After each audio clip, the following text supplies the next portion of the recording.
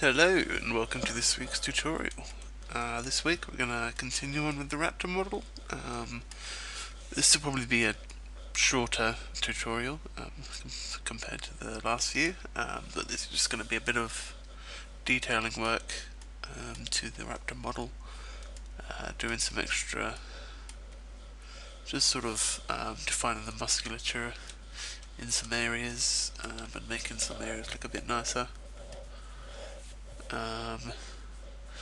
So yeah, I suppose the best spot to start off on will be the leg, because you can quite clearly see on the reference image all the muscles, at least on the side of the leg, sort of here. There's some muscle in there and some muscle there, back there. Some of it's sort of tendons and stuff, but just sort of get the definition in there and play around with it. So we'll select the model, go into edit mode, and probably the best thing to do is just select some faces, maybe this many, and just hit E to extrude and right click to cancel and transform, and S to scale it down. Now I've got proportional editing on, so I'll just right click, hit O to turn that off, and scale back down with S. And I'm just sort of looking here, just about got that edge down there. So now I'll go to vertex mode, and I'll bring these vertices along to the center of this muscle mass.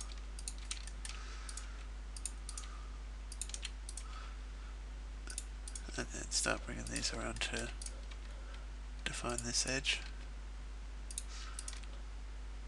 Down to here. And it sort of ends around there. I'll bring that down and bring that down. So now it's sort of looking a bit weird because it's not completely done properly in all three dimensions. So just sort of start bringing these out in the X.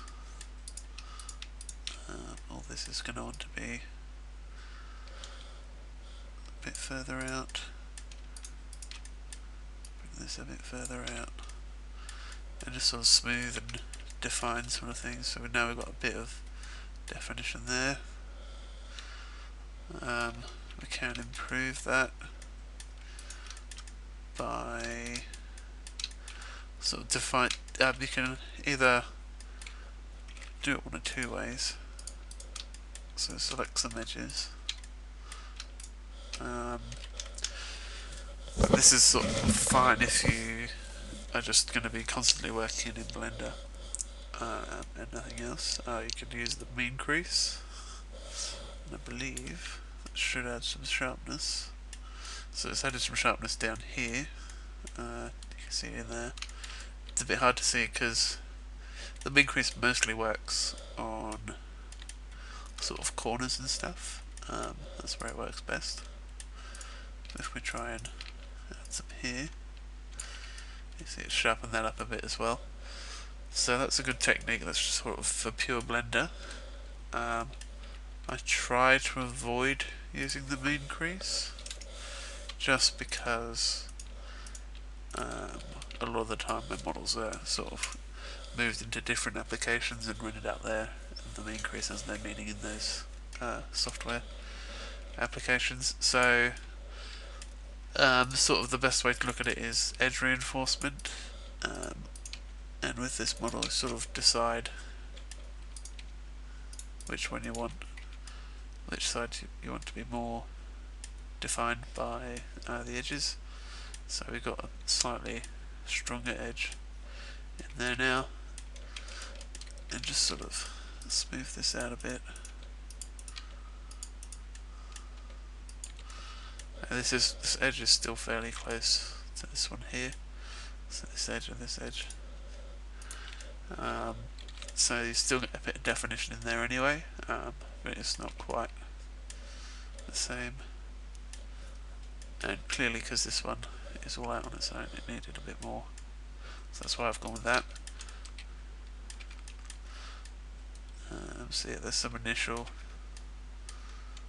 definition. I'll just sort of move this out a bit.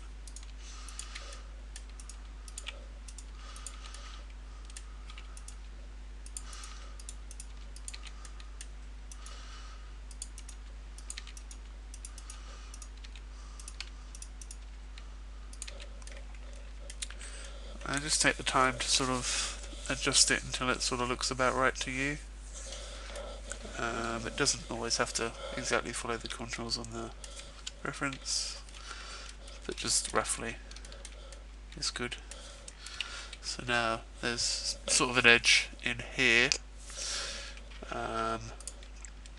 Which probably be best achieved by just extruding in these, scaling them in, so scale them in along the Y, and rotate, scale.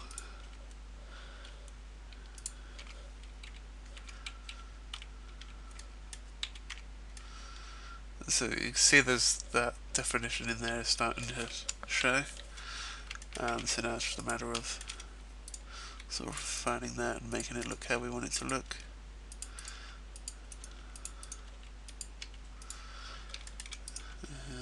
And this edge, well, these two vertices are a bit close together, and that polygon in there just looks a bit odd, so I'm just going to merge those two.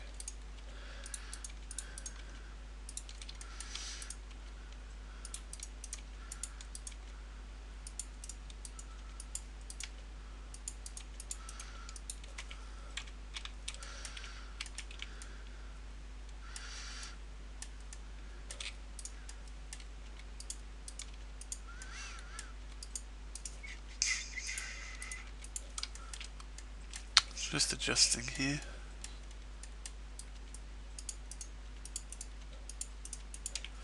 Just sort of get it to look smooth but slightly sharp at the same time. And if we look at adding an edge loop in there, that's probably going to cost a lot of work, especially down the tail. So I'll try to avoid adding any major edge loops through the tail for now. I can just sort of look at it and think if I hadn't have merged, I think it was those two. Let's see, we're an edge loop there. No, that's not going to help. Sort of needs another one in here.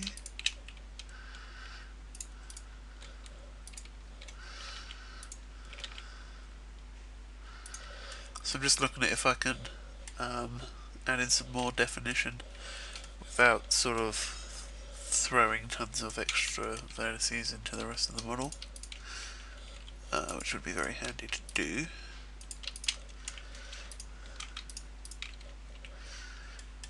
So just sort of creating some edge loops and sort of defining where they flow. So now we can see we've got sort of some flow going down around here, and it is flowing sort of across itself.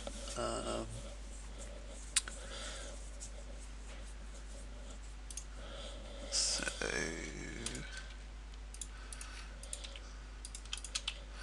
might be able to rearrange some edges here. V to tear. That's a very useful one when you're rearranging edges.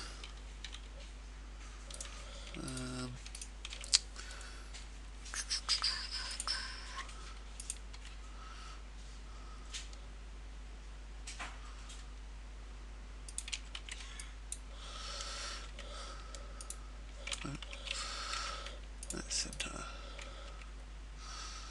See, now that would create the flow that we're looking for. So just reposition a few things.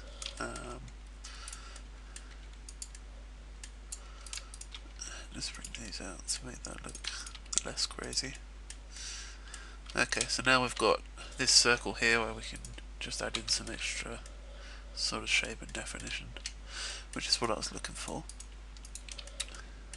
Now I'll just move things around a bit so there's no super sort of stretched out of into a weird shape polygons, because that makes sort of unwrapping and texturing a bit trickier than it needs to be, because it's already a fairly tricky process. Now we have got a triangle here. We've also got a pentagon, so we should be able to just merge those two there, and F to build all that in. So now we've got some definition going on there. This point here worries me greatly. How many edges are going into that? 1, 2, 3, 4, 5, 6, 7, yeah. It's in a fairly... It's actually in an odd place. It's sort of where the tail is going to deform from, but it's not actually in the deforming zone of the tail, it's sort of right at the very end of it. And it's sort of just on the edge of the leg as well, where that might sort of cause some shifting around, especially on that sort of specific vertice, but we can sort of see as we move it around, it distorts a lot of geometry because there is so much geometry just connected to it, whereas if we just here, it's just move this one, it's just that little bit of geometry there that's affected. When we move this, it's sort of all this stuff all around here gets changed, which is fairly unpredictable as far as trying to control how everything goes. So what we can sort of look at doing is, so I can select these three vertices and just hit V, and that hasn't torn as I liked it to, so I'll just try that again. Now, okay, so now we've separated that. So there's now one less edge connecting into it. And we may want to look at sort of tearing there, directing that edge to there, or that vertice to there, and merging those.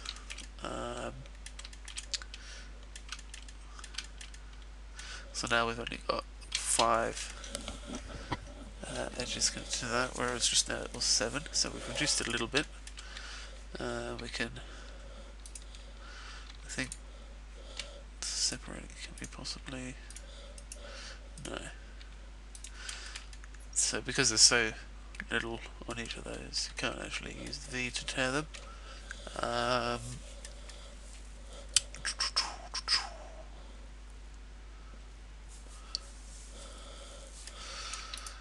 What I might like to see is if I put that there.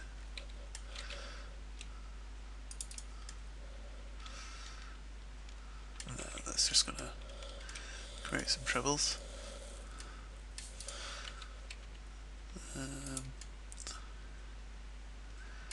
So right now it's got 2 polygons coming off it. And at most you sort of want 4 coming off each. Poles, they're sort of not unavoidable, or they are unavoidable, they're not avoidable, but you've got to try and keep them to a minimum. So this is becoming a bit more of a topology situation rather than detailing. So clearly I want this to be a polygon, and then we've got this sort of mess here where we might be able to connect that, turn that into a polygon, and then create a, actually there with Control R, join that, select those and fill that in.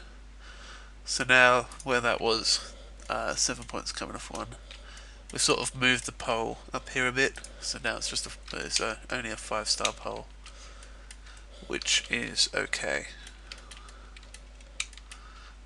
Yeah, it's a lot less worrisome than a sort of a 7-star pole. And a pole's just a term for pretty much just a vertice with a more or less than 4 edges coming out of it. So this is just a normal vertice with 4 edges coming out of it, whereas here you've got a 3-pointed pole, and that's a 5-pointed pole. Before it was 7. Sort of 3 and 5 is generally okay. A 6-pointed pole can sort of create some issues, but it might be necessary in some areas. But if you get in more than that, then you're just sort of really looking at bad topology, and need to sort of maybe spend some time just studying purely topology. So just gonna move that around a little bit. Okay, so we've got a bit of muscle definition in the leg. How's the lower leg looking? So we might move these vertices just to follow that sort of muscle shape there. And I think rather than having 2 definitions, we'll just have the one muscle shape. So I'll select these polygons, extrude, right click, scale down a bit, bring it up.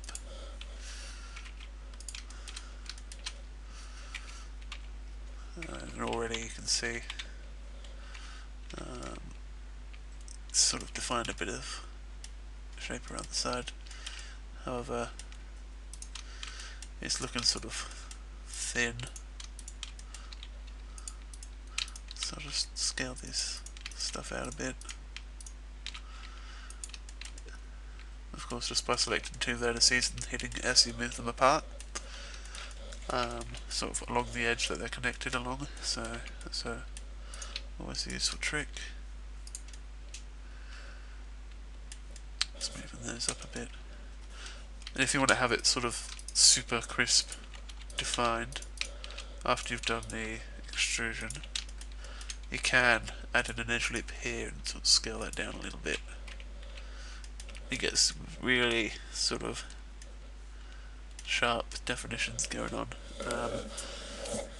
but that might be more suited to sort of armour plating rather than actual leg muscles. So just undo that a bit. So still got a bit of definition where the sort of muscle and the leg join, muscle and the bone, but not too much.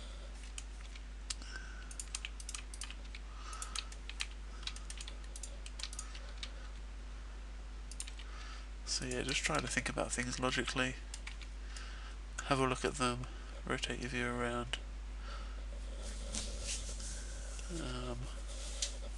So this sort of looking like a tendon leading into the back of there now, which is quite nice. Might want to add something in there later on. There's a fair amount of definition again going on in the sort of shin area. So I'll just select some polygons here. And that one there, I think that's all of those. And again, extrude, scale in a bit, and just sort of position that. That's probably not going to need too much more work. Well, that has created a very sharp edge along there.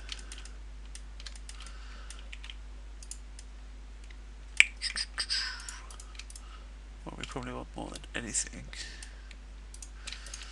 is to move all of these across like that. That's a bit better. And then just move these away. Yeah, that's a bit better. Because you really do want the muscle to sort of be completely there. We'll do the same here. I'm just sort of making that middle edge concave rather than whatever the opposite of concave is. You see we're getting some crappy poles up there, but that's sort of a required pole to be 1, 2, 3, 4, 5, 6, 7. If you want to sort of start merging vertices and stuff here, you can probably do that, sort of merge those two and then create a polygon here. I'll show you. So I've deleted that edge and then merge these two. So now that's only a 5 pole, and you've got a quad here that you can create. That's probably a lot better than having that 7 star pole, especially as is the knee. I'm sort of looking at it and thinking it could probably deform okay if you've sort of got the bone joint directly there on that vertice, but of course that's something that might not happen. So best be safe than sorry and have some good topology.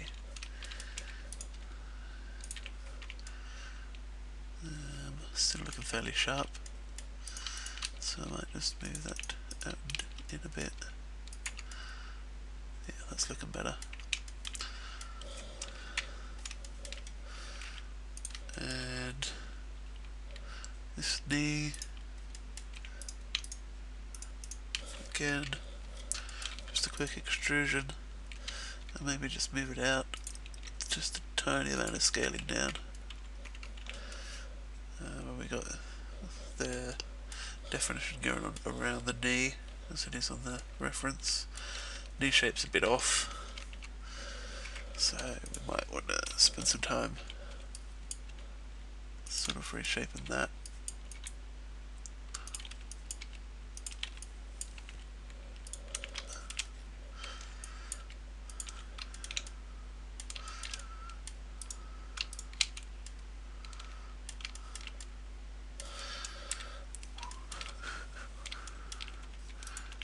Maybe bring this forwards a bit, to sort of more closely match the reference where the corner of everything is. Sort of starting to get there, although I probably want to make the super definition a little bit more subtle.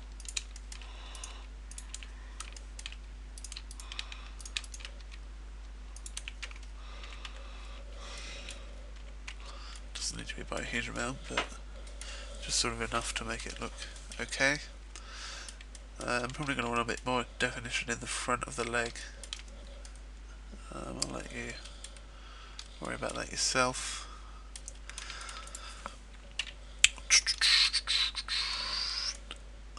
It's sort of, for the toes, it's hard to tell exactly what's going on with the foot. So I'll probably leave that and in favour of adding a sort of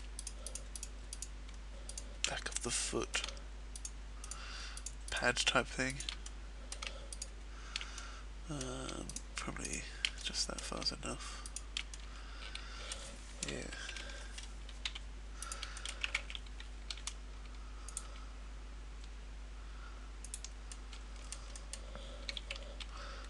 It's just scaling in the X a bit there.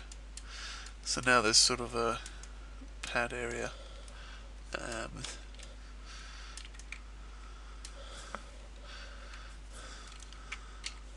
might be sort of stood on or whatever.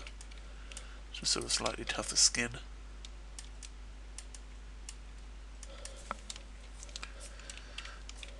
And all this sort of needs running off and making it look a bit nicer.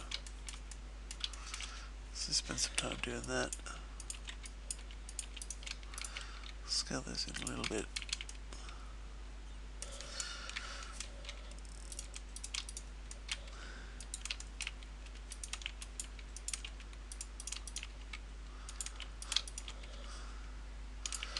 It's a fairly similar process, sort of all over the whole body, depending on what you want to add and where you want to add it. if you're confident enough to, like as I was up here, to sort of just delete some vertices, create some stuff and rearrange everything, do so, because it's one of the best ways to sort of fix things. That'll probably do for the leg. See, I thought this was going to be a short tutorial, but it's not. It's actually going to be longer. Possibly add in some definition along the arm. Sort of thinking about sort of some sort of bicep and tricep going on. But I don't have a lot of sort of shape and topology there. But it's pretty much just the same as what I was doing with the legs there, so I'll let you do that on your own. Fingers might need a bit more defining, especially on the joints. Right now it's just sort of a tube, and the joints aren't really defined in the reference, so just sort of leave it up to you, maybe where you want them to be. Scale up,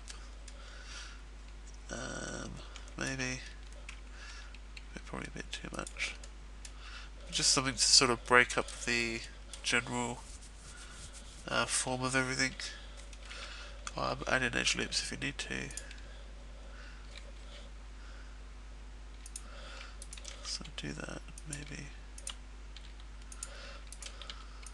Do this. I don't know, play around. That's the fun of 3D modelling. Experimenting with things and trying things out. So I've sort of got a joint going on there. Although it's probably still a bit too big. So just scale it down a little bit. So yeah, that's looking a bit better. So rather than just the slender tube, which might work, you know, depending on what you're modelling, but for this, I think breaking it up is the best way to go. Might bring this down a bit. Let's scale that. Bring that in. That adds a bit more definition to that. And just sort of repeat that process along the fingers.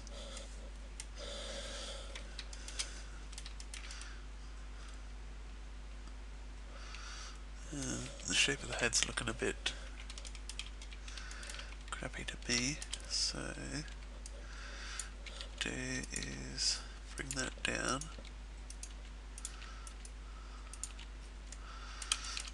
I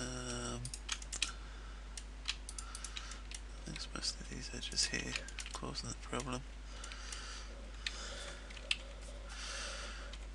When you got sort of a problem area that you sort of do want to be smooth, the best way to sort of tackle it, I find, is select it, W smooth a few times, just to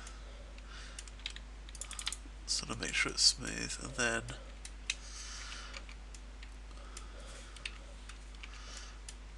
sort of start bringing it out. Maybe just select one of those vertices and hit O for proportional editing, and that will sort of allow you to still, with some smooth control, move things around. So now it's got sort of a slightly bigger cranium than what he had, and it sort of, there was a sort of a bit of a wedge shape going on, which that's gotten rid of. On the head, you probably want to add an eyeball, which you can do with. It's generally better to do as a separate object. So what I'll do is go Shift S, cursor to center, and then Shift A, mesh, UV sphere. Turn it down if you want. I'll just turn that down to 16 for now. And that one 8. Yeah, so keep those about square. And then go into edit mode.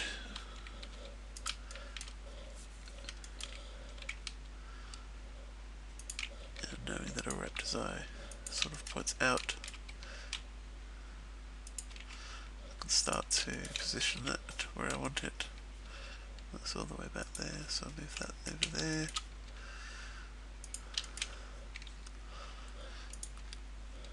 The eyeball itself is almost bigger than what you actually see, so probably about that size. Bigger or smaller depending on personal preference. Just like that. And just sort of try to move it into position.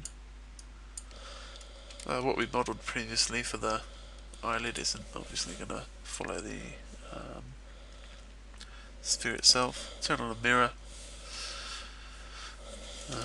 W shade smooth, and if you tab out and just hit Control 2 to turn on a subdivision just to smooth it out. And my blend is going a bit slow for a second there. So yeah, select the model of the raptor and just sort of move the vertices, get rid of the reference, and of course we added that eyeball on the same layer. So I go M, move it to that layer, turn off. So now we just got the one layer. And yeah, move some vertices. Still got proportional editing on, so I'm just going to shrink that down a whole bunch because it can still be useful. Just for getting this sort of initial eyeball. You're probably not going to need the eyeball to be 100% perfect if you're trying to make a convincing raptor. Not like you would for sort of a human eye with sort of a tear duct and a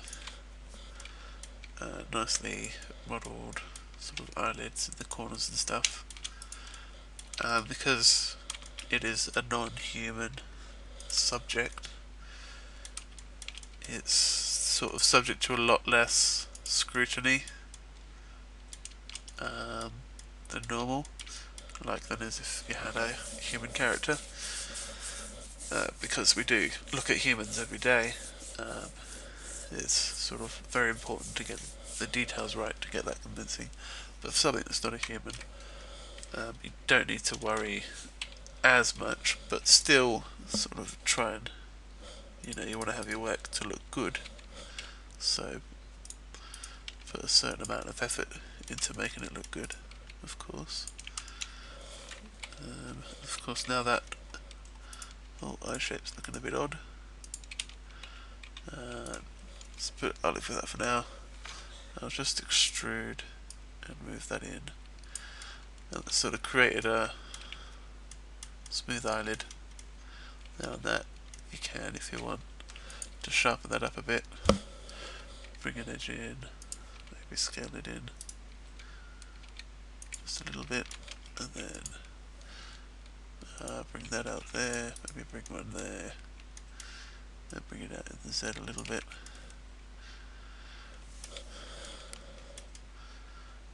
And that sort of creates a very sharp looking thing, but I like the smooth look, sort of like this. So do that, but it is good to have maybe an edge loop in here, and bring the outer stuff back, and that sort of creates the crease. The crease along the top of the eyelid, the top eyelid. Move that to a more appropriate place. That looks okay. It's sort of medium level importance to have that crease in there. It does help with the believability.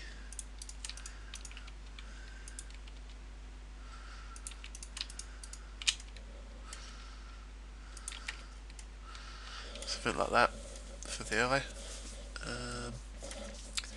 It's looking a bit soft sort of around here, so I might try and fix that up, make it look a bit sharper, sort of about this level of sharpness rather than being a bit dodge.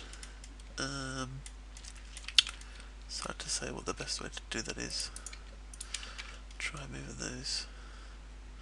Yeah, that's already an improvement towards what we wanted. Bring that down a bit. Sort of get in there.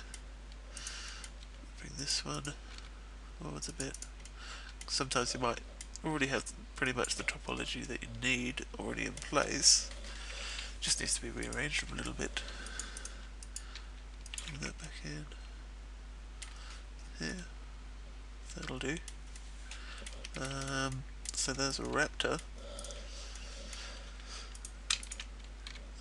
Like I said in the previous video, the plan for the next video is actually going to be more of a recap of everything.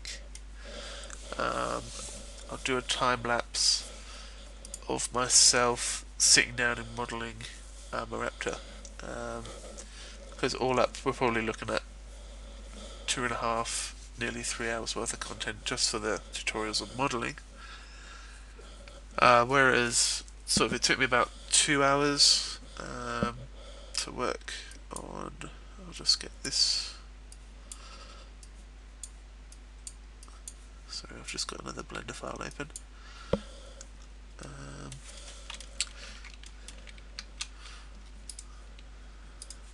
So yeah, here's what I'm looking at. So here's what I did sort of as my initial test. It took me about 2 hours, just under, of just sitting down and focusing on modelling. So obviously it's a slightly higher quality model than the one we've done through the tutorial. Sort of it's slightly stockier, I think, is sort of the build. And there's a bit more definition around, and I spent a lot more time on the head, but it's a lot more well defined. And there is a full set of teeth. I suppose that's the sort of the gum and the teeth in there, and they're all sort of separate objects, like sort of 2 separate objects, so you can, if you're clever, sort of have a hinged jaw that I can sort of test with when I'm modelling.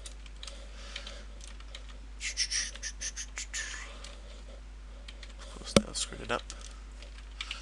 There we go. So yeah, I will do a time lapse of me just modelling something of this sort of level of quality, just so you can watch over it and sort of see everything I do, all the stuff I go into,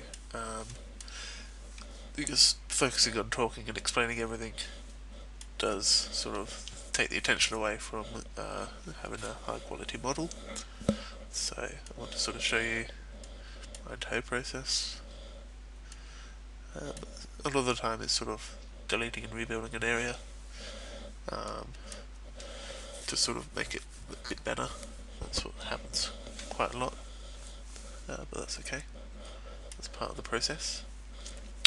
So I think this is quite enough for now. I hope you found this to be useful. I'll go back to the raptor model we had before.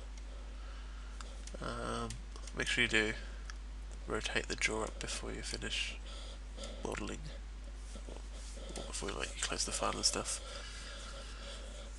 because that can be troublesome to do again. But other than that, I will talk to you next week. Subscribe, comment, like, all that sort of stuff if you like it. Let me know if you don't like it. Any type of criticism is good criticism if you ask me. I've had some fairly positive feedback, so I've been a few comments coming in saying thank you very much, so that's good. I like that. Good to know I'm helping. And until next time, good luck and have fun.